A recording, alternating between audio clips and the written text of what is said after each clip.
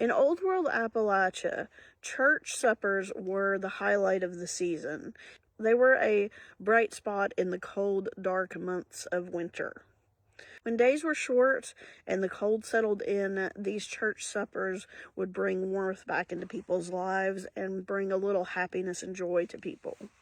Every family would bring something to contribute. Big pots of soup, iron skillets of cornbread, plates of fried apples, cakes and pies that filled the room with sweetness. The tables lined up end to end, sometimes stretching the entire length of the church. Before the meal started, people would linger in the kitchen and they would exchange updates about their lives and their families and what was going on. Someone would ask about the new baby, or they would offer to help older neighbors who were struggling with the winter chores. Kids would run around the church and they would wait for their turn to be called up to get a plate of food.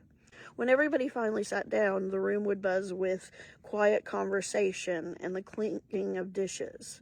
It was simple food, but it was food made with care and with love and with community spirit in mind.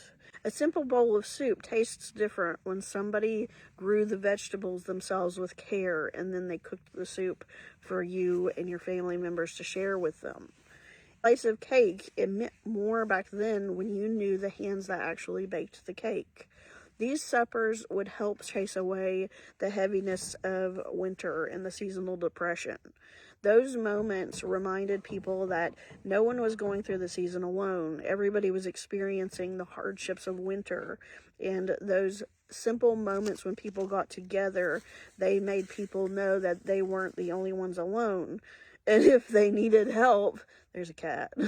If they needed help or anything, they had a community standing behind them. Even when the world felt cold, a shared meal at church, it made the community feel warm and connected, and it reinforced the social cohesion of everyday life.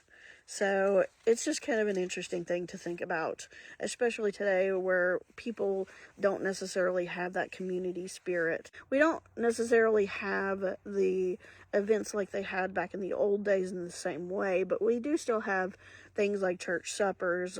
My kids' school allows parents to come for Thanksgiving at the school, and they do a Christmas dinner too, and then they just alternate which grade gets to have a meal with their parents, which is really nice.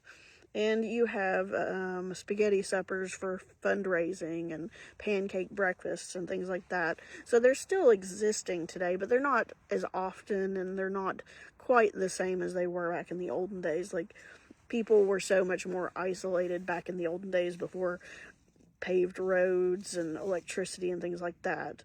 But it's still interesting to look at the old days and see how connected people were and how people are doing the same thing today, but it's different.